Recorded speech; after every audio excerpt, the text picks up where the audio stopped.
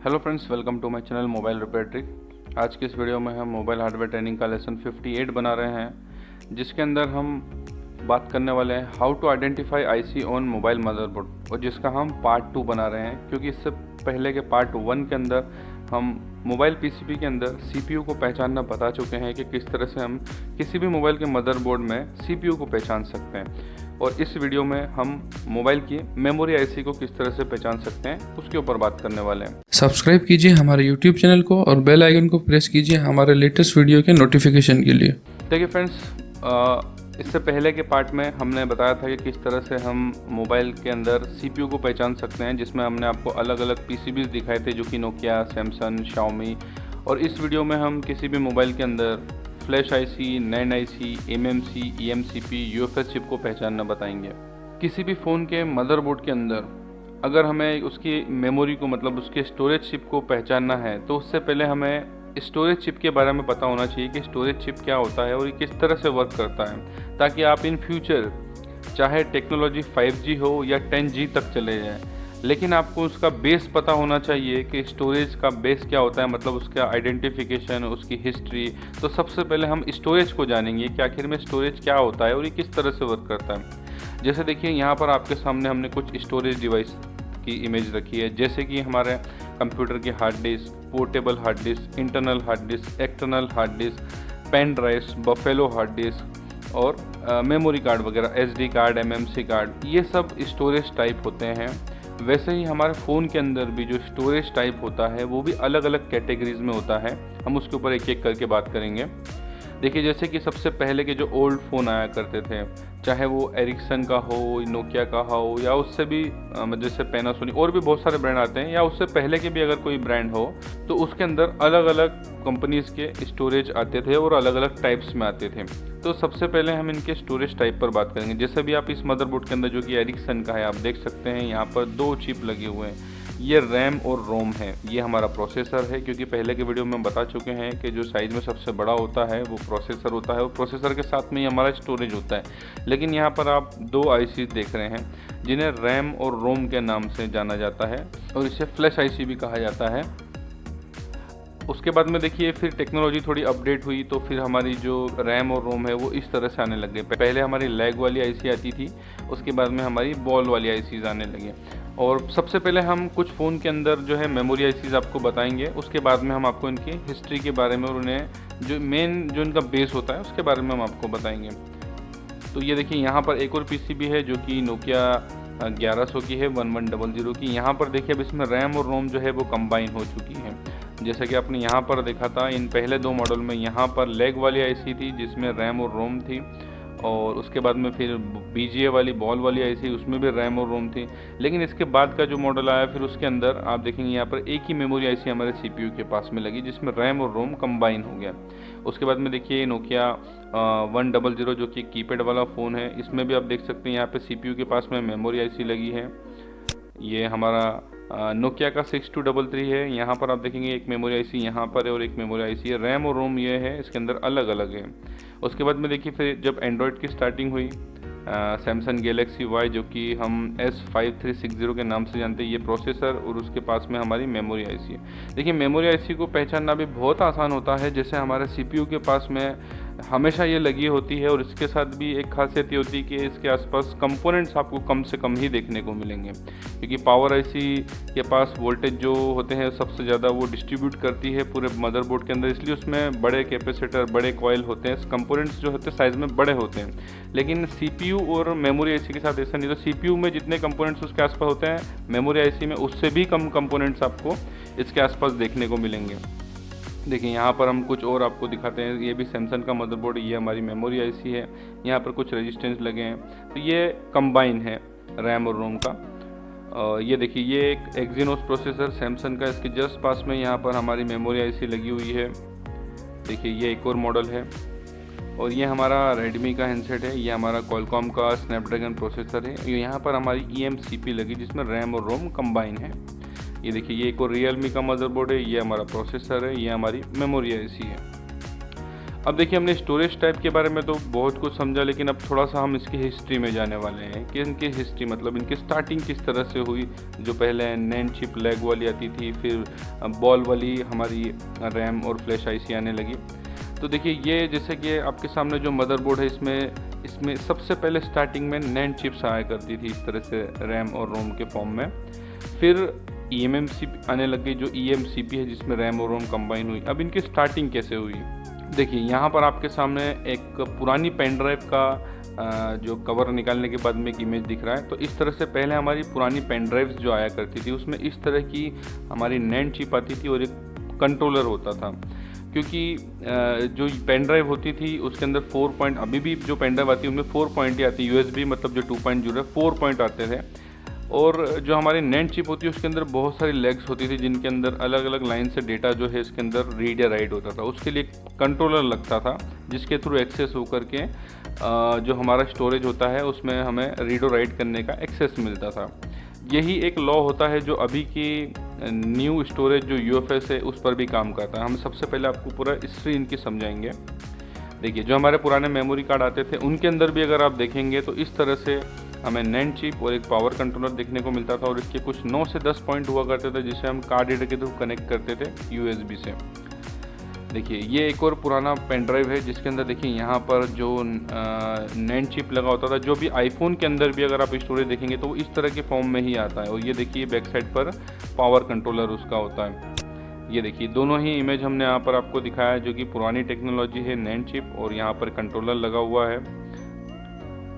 और इसके अंदर ये देखिए फ्यूजन का एक पावर कंट्रोलर लगता था और यहाँ पर आप देख सकते हैं नैंड चिप की लेग्स यहाँ पर है जिसके थ्रू स्टोरेज के अंदर एक्सेस किया जाता था। इसके कुछ पिन आउट्स हम आपको बताएंगे। ये देखिए ये फ्यूजन के जो आईसी है और ये पॉइंट्स अगर आप देखेंगे तो कौन सा पॉइंट नैंड चिप में किस पॉइंट के लिए होता है, कौन सा वोल्टेज के लिए, डेटा के लिए, यहाँ पे इसका पूरा मेंशन किया गया है।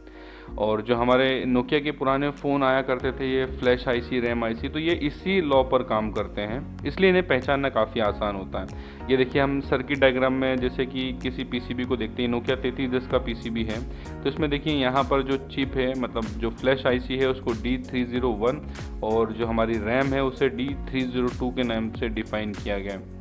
और इसको स्कीमेटिक डायग्राम में अगर हम देखते हैं तो ये देखिए हमारी फ्लैश आईसी D301 जिसके अंदर डेटा परमानेंटली स्टोर होता था जिसे हम रीड राइट कर सकते थे।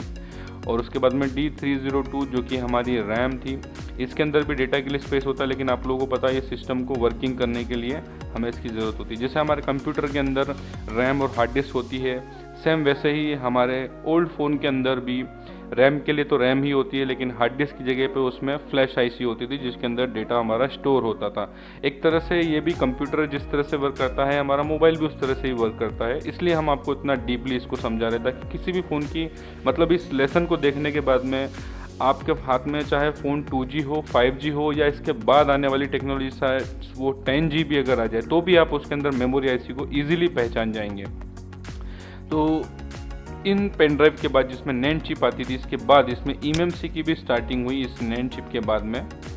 ये देखिए इसके बाद जो पेन ड्राइव आना स्टार्ट हुई उसके अंदर eMMC आने लग गई। ये देखिए इसके अंदर भी फ्यूजन का ही कंट्रोलर लगा हुआ है और आप देख सकते हैं यहाँ पर, लेकिन अब बैक साइड पर अगर आप देखेंगे तो यहाँ पर eMMC आ चुकी है जो कि हमारा एम्बेडेड मल्टीमीडिया कार्ड जो कि BGA फॉर्म में होता है। अब आप देखेंगे इसी मदरबोर्ड पे देखिए यहाँ पर पहले नैंड चिप आती थी, उसको रिप्लेस करके अब यहाँ पर BGA बॉल के थ्रू जो है यहाँ पर eMMC चिप को लगाया जा रहा है। तो इससे टेक्नोलॉजी अपडेट हुई, मतलब जो लेग वाली आईसी से BGA पर आई, नैंड चिप से यहाँ पर जो है eMMC आ चुकी है। ये देखिए जो इसके बाद की पेन ड्राइव थी उनके अंदर इस तरह से पहले जो नैंड चिप वाली हमारी पेन ड्राइव्स आती थी उनका size 512 MB, 1GB, 2GB, maximum 4GB तक हुआ करता था, लेकिन eMMC के आने के बाद ये 32GB, 64GB तक आ गए। अब देखिए जो पुराने मेमोरी कार्ड थे वो भी अपडेट हुए।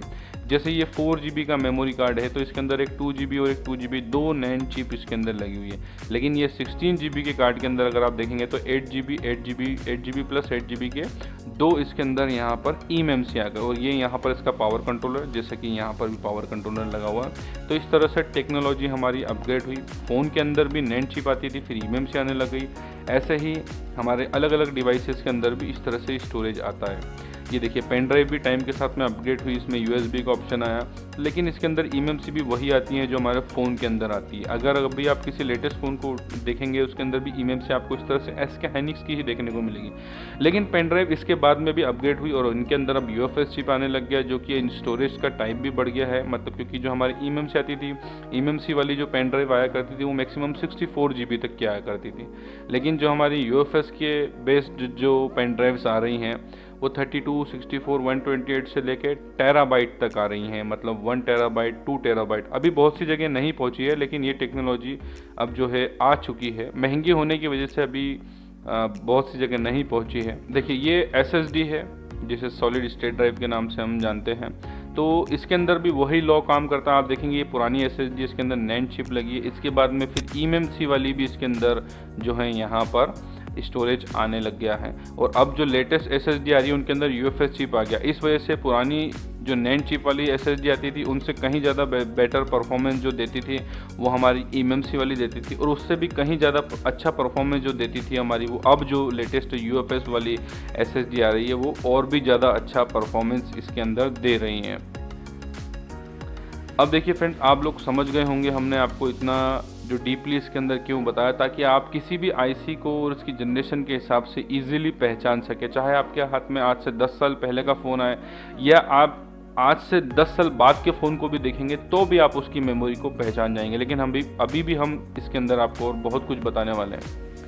देखिए जो पुराने हमारे नोकिया के फ़ोन होते थे जिनके अंदर USB केबल नहीं आया करती थी, उनकी प्रोग्रामिंग के लिए हमें इस तरह से ऐप बस केबल को यूज़ करना होता था। जो लोग पहले नोकिया के फ़ोन पर काम कर चुके हैं उन्हें पता है कि किस तरह से हम नोकिया की फ़ोन की फ्लैशिंग या उनकी अनलॉकिंग किया करते थे। तो इस तरह से उनकी मेमोरी में एक्सेस करने के लिए ऐप बस केबल को लगाना होता था। और ये वाले जितने भी फ़ोन हैं अब इनके बाद के जो मॉडल आए तो फिर उनमें इस तरह से eMMC आना स्टार्ट हो गई, जो कि USB मोड पर ईजिली कनेक्ट हो जाती है। और देखिए किसी भी eMMC के अंदर इंटरनली वो किस तरह से काम करती है उसके ऊपर हम eMMC ट्रेनिंग लेसन 16 में बता चुके हैं, व्हाट इज़ इनसाइड eMMC। आप उस लेसन को देखिएगा, उसके अंदर हमने डीपली बताया है कि eMMC के अंदर रैम और रोम को किस तरह से सर्किट के थ्रू कंबाइन किया गया है। ये देखिए eMMC की अंदर की ओरिजिनल इमेजेस हैं जिसके अंदर ये रैम और रोम की चिप लगी। जैसे ये BJ 153 है तो इसके अंदर रैम नहीं है, इसमें ओनली रोम है। और ये BJ 221 और 162 इसके अंदर रैम और रोम दोनों की चिप लगी हुई है, और इनका इंटरनली सर्किट है, पावर IC है और इनपुट आउटपुट का सर्किट लगा होता है, जिस वजह से स्टोरेज जो है और मतलब जो फ़ोन का साइज़ भी बढ़ गया है और परफॉर्मेंस भी काफ़ी अच्छा हो गया। ये देखिए यहाँ पर BJ 153 जो कि स्टोरेज IC होती है हमारी, इसके अंदर ओनली रोम होता है, मतलब जहाँ हमारा डेटा स्टोर होता है। और जिस भी फ़ोन में ये लगी होती है उसमें CPU कॉम्बो होता है, क्योंकि रैम CPU के साथ में कंबाइन होती है। जिस भी फ़ोन में आप ये वाली मेमोरी IC लगी देखेंगे BJ 153, उसका CPU 101% कॉम्बो होगा, या तो उसके अंदर रैम IC भी अलग से लगी होगी। लेकिन इसके बाद के जितने भी मॉडल आए उनके अंदर जो BJ 153 है वो आना लगभग बंद हो गई, क्योंकि उसकी जगह जो है वो eMCP ने ले ली, जिसके अंदर रैम प्लस रोम दोनों कंबाइन हो गया।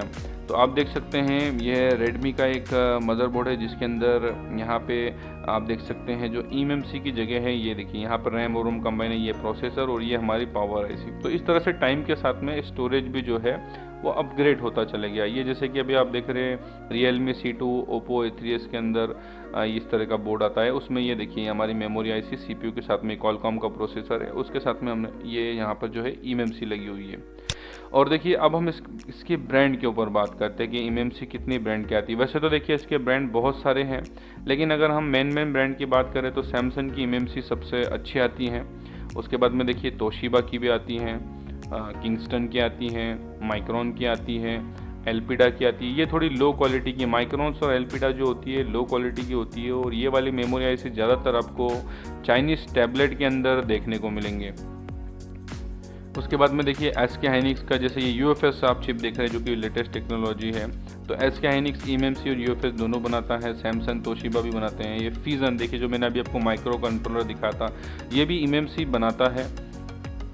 इसके अलावा डेल्किन डिवाइसेस की भी eMMC आती है, और एक चाइनीज़ कंपनी भी है, और ये भी UFS और eMMC दोनों ही बनाती हैं।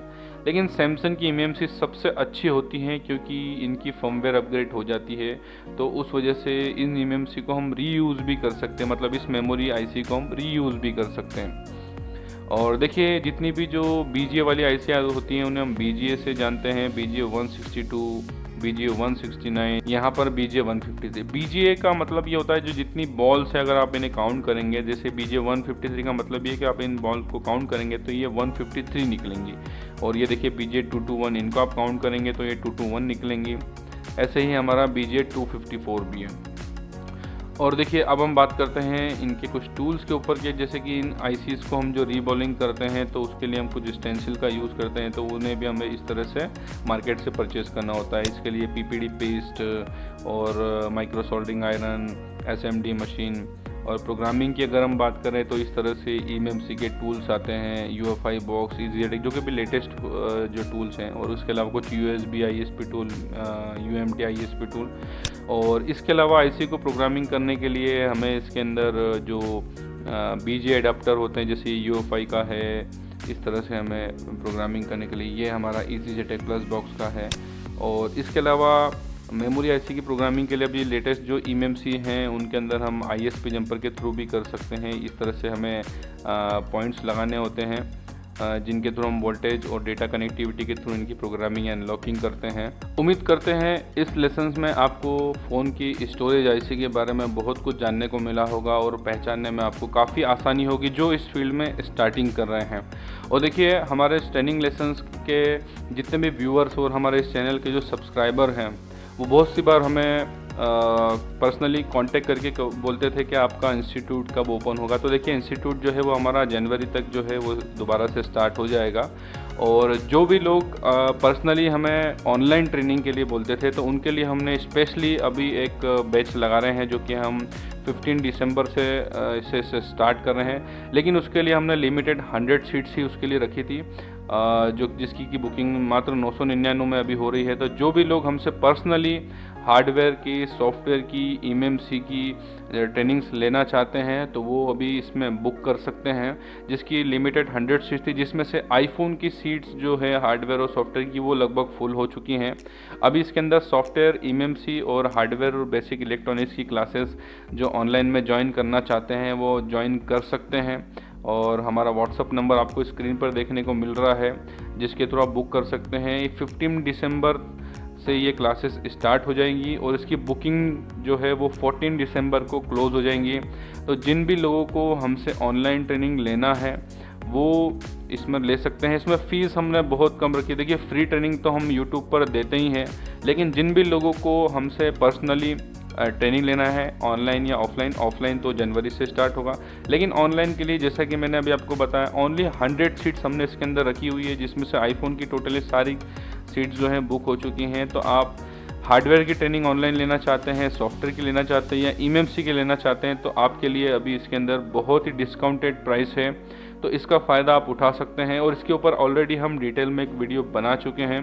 अगर आप ऑनलाइन ट्रेनिंग लेना चाहते हैं तो जल्द से जल्द इसमें बुकिंग कर सकते हैं। बुकिंग का पेमेंट आप एक बार में भी कर सकते हैं या फिर 999 दे करके भी कर सकते हैं, लेकिन आपको उसका बाकी का जो अमाउंट है वो 14 दिसंबर तक पे करना होगा, क्योंकि 15 दिसंबर से हमारी ऑनलाइन क्लासेस स्टार्ट हो जाएंगी। देखिए ऑनलाइन क्लासेस का सेशन इसके बाद हम शायद नहीं लेंगे। इंस्टीट्यूट ओपन होने के बाद थोड़ा सा वर्किंग लोड बढ़ जाएगा तो हम फिर ऑनलाइन क्लासेस नहीं ले पाएंगे। तो जो भी लोग ऑनलाइन क्लासेस ज्वाइन करना चाहते हैं तो अभी आपके पास एक अच्छा ऑप्शन है, क्योंकि इसमें फ़ीस हमने बहुत कम रखी है। तो जिन्हें भी ज्वाइन करना है वो ज्वाइन कर सकते हैं। और इस वीडियो में हमने आपको मोबाइल की आईसीज़ के बारे में और जो मेमोरी आईसी के पहचानने के बारे में बताया। उम्मीद करते हैं इससे आपको काफ़ी नॉलेज मिला होगा। और वीडियो अच्छा लगा हो तो लाइक कीजिए, हमारे चैनल को सब्सक्राइब कीजिए, क्योंकि इस तरह की नॉलेजेबल वीडियोस हम हमारे व्यूअर्स के लिए बनाते रहते हैं। Thanks for watching.